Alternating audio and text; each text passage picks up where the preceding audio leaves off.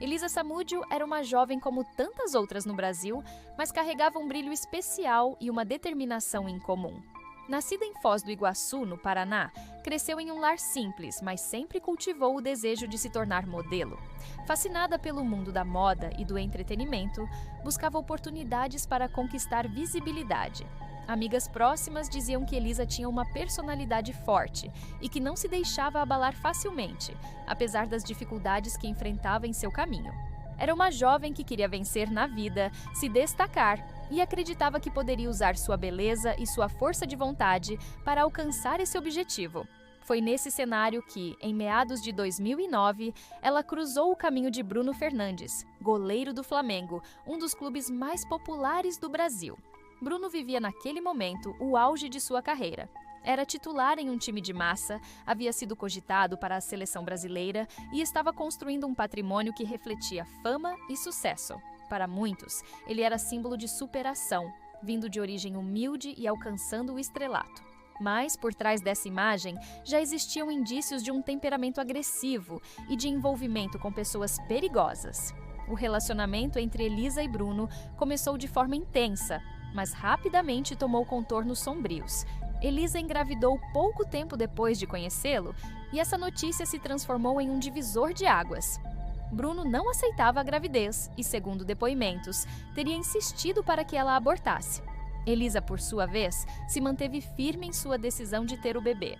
A partir desse ponto, a jovem começou a relatar episódios de violência psicológica e até física. Em 2009, chegou a registrar boletim de ocorrência denunciando que o goleiro a havia mantido em cárcere privado, tentando forçá-la a interromper a gestação. Mesmo diante das denúncias, nada foi feito de imediato pelas autoridades e Elisa seguiu sozinha, determinada a proteger o filho que estava por vir. O nascimento do bebê, em fevereiro de 2010, trouxe à tona um novo capítulo do conflito. Elisa estava empenhada em garantir que Bruno reconhecesse a paternidade e assumisse suas responsabilidades. O jogador, no entanto, não apenas resistia, como também parecia disposto a eliminar qualquer vínculo com a jovem.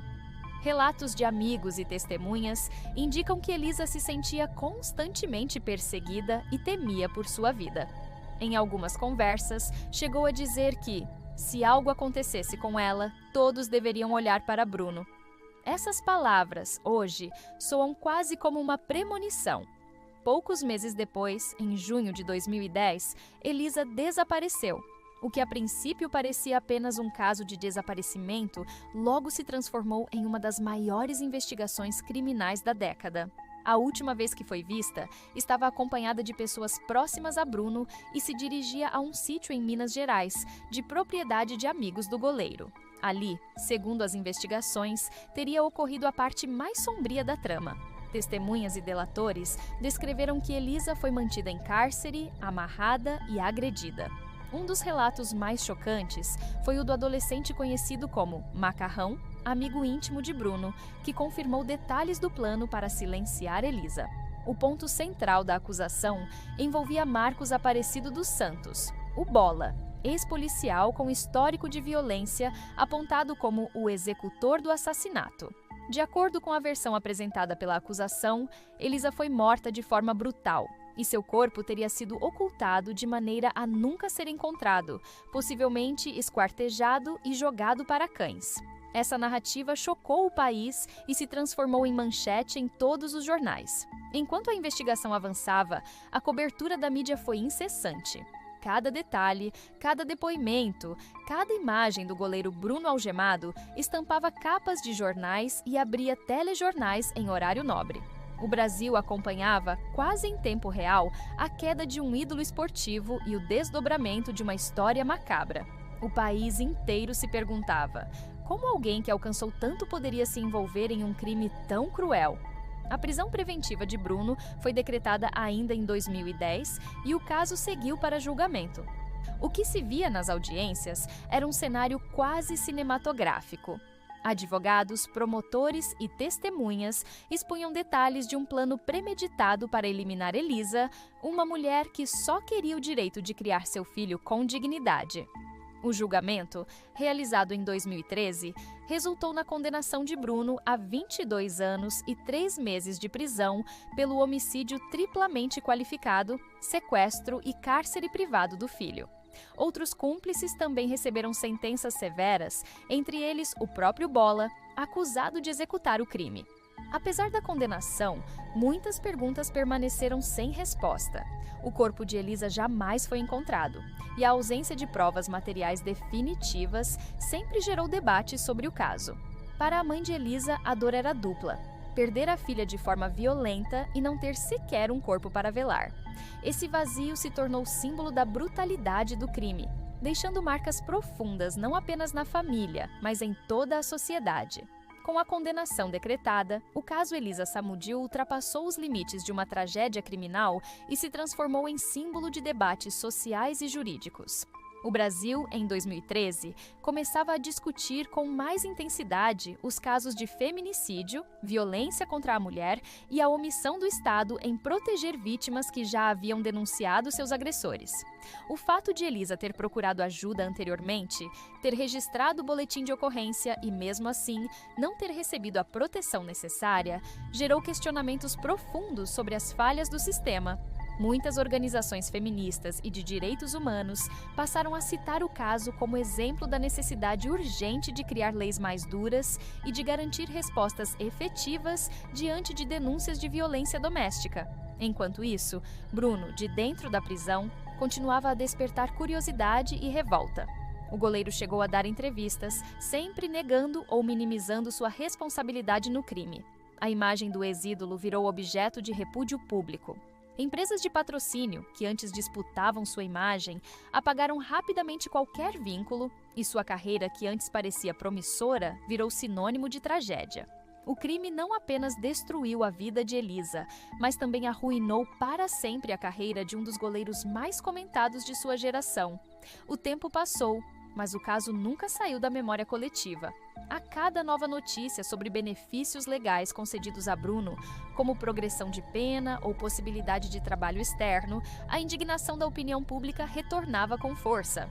Em 2017, quando ele deixou a prisão em regime semiaberto e assinou contrato com um clube de futebol em Minas Gerais, a repercussão foi imediata e explosiva. Torcedores protestaram, patrocinadores romperam parcerias e o debate tomou conta das redes sociais. Seria aceitável permitir que alguém condenado por um crime tão bárbaro voltasse a atuar em um esporte que influencia milhões de jovens? A volta de Bruno aos gramados gerou uma divisão na sociedade. De um lado, aqueles que defendiam o cumprimento da lei e o direito de ressocialização após parte da pena cumprida. De outro, uma maioria indignada, que via nessa tentativa de retorno um insulto à memória de Elisa e um retrato da impunidade no Brasil. A polêmica ficou ainda mais intensa com o desempenho de Bruno em campo. Apesar de ter se mostrado em boa forma física, sua presença nos estádios atraía muito mais câmeras de jornalistas e protestos de torcedores do que aplausos. A história de Elisa se sobrepunha ao futebol e cada jogo se transformava em palco de debate sobre violência contra a mulher. Bruno, que buscava redenção profissional, acabou se tornando uma lembrança viva de um dos crimes mais chocantes do país. Nos últimos anos, a narrativa em torno de Elisa Samúdio foi resgatada também pela cultura e pela mídia. Séries, livros e produções audiovisuais exploraram os detalhes do caso, reconstituindo a trajetória da jovem e mostrando o impacto de sua morte na sociedade. A Prime Video, por exemplo, lançou produções que retomam essa história, oferecendo ao público uma visão dramática e, ao mesmo tempo, crítica da tragédia. Essas obras ajudaram a manter viva a memória de Elisa e, principalmente, a colocar em pauta o debate sobre feminicídio, justiça e os direitos das mulheres. O lançamento e o anúncio de novas produções sobre o caso reacendem discussões que nunca cessaram. Muitos enxergam nessas narrativas uma forma de dar voz a Elisa, de resgatar sua humanidade e não deixá-la reduzida apenas ao título de vítima de Bruno. Ao mesmo tempo, as produções mostram como a sociedade ainda se divide entre a curiosidade mórbida por crimes reais e a necessidade de refletir sobre as estruturas que permitem que esses crimes aconteçam. Hoje, mais de uma década depois, o caso Elisa Samúdio continua ecoando. Bruno, mesmo após cumprir parte da pena, segue cercado de polêmicas e questionamentos, especialmente por ainda tentar manter sua carreira no futebol. O bebê que Elisa deixou, criado sem a presença da mãe, representa a face mais dolorosa dessa história. Uma criança que cresceu carregando o peso de uma tragédia nacional. A memória de Elisa, por sua vez, permanece como símbolo de luta, lembrando a todos da urgência em proteger mulheres vítimas de violência e da importância de um sistema de justiça mais eficiente e humano. Se há algo que esse caso nos ensina, é que a violência contra a mulher não é um problema isolado, mas estrutural. Elisa Samúdio tinha sonhos, esperanças e um futuro que lhe foi roubado. Sua história precisa ser contada e recontada, não apenas como registro de um crime, mas como alerta. E é justamente ao relembrarmos sua vida que damos sentido ao esforço de impedir que tragédias como essa se repitam. E antes de encerrar, fica o convite. Se você quer acompanhar mais histórias impactantes do mundo do True Crime, não se esqueça de se inscrever aqui no canal, ativar o sininho e deixar o seu like. Assim, você não perde nenhum episódio e ajuda a manter viva a discussão sobre justiça, memória e verdade.